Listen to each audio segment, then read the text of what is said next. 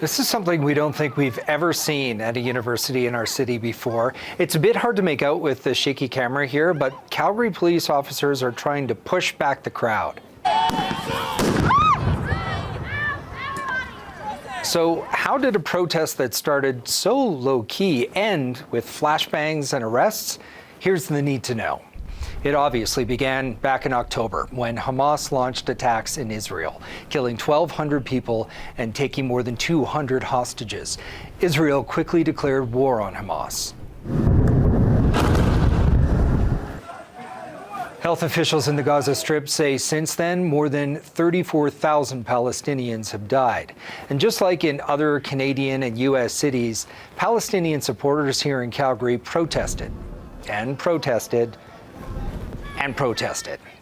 And with the war still going full tilt, those protests shifted focus. Free Palestine! Students across the U.S. started camping on university campuses. Then the movement moved north of the border. Students at McGill University in Montreal were the first to stake their tents into the ground. If you really want some peace, hands out the Middle East! Students at other Canadian campuses followed their lead. Many are calling on their schools to sever ties with companies linked to Israel. And while some of those encampments are heading into their second or third weeks, Calgary's didn't even last 24 hours. It started with a smattering of tents early on Thursday morning. The university had said they were free to protest, but definitely not camp. By early evening, dozens of demonstrators were milling about behind a makeshift barricade. Chief among their demands that the university disclose all of its direct and indirect investment, as well as its sources of donations.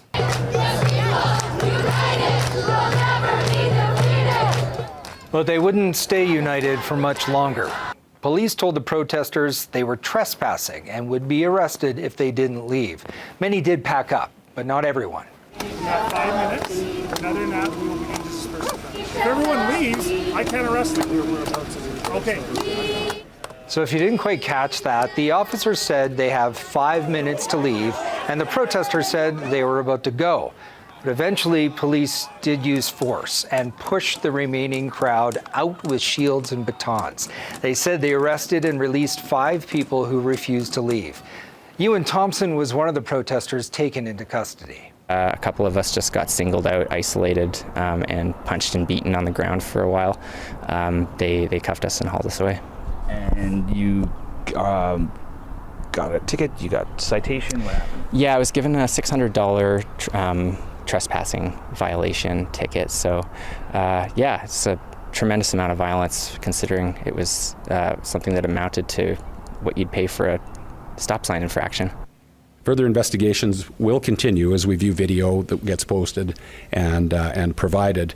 Additional charges are possible, but unlikely in terms of anything particularly serious. I think that would have happened already if it was going to. Calgary's police chief said there were no reported injuries to either police or protesters. The university said there's no satisfaction in what happened, adding that the risk of violence is the primary reason overnight protests are not allowed. The next morning, this guy was the only protester around when we stopped by. Paul Armstrong told us he was there to support the students. And about that clash on campus, well, Paul has some thoughts. It just shows that this university doesn't believe in democracy. A university that doesn't believe in questioning, can you believe that?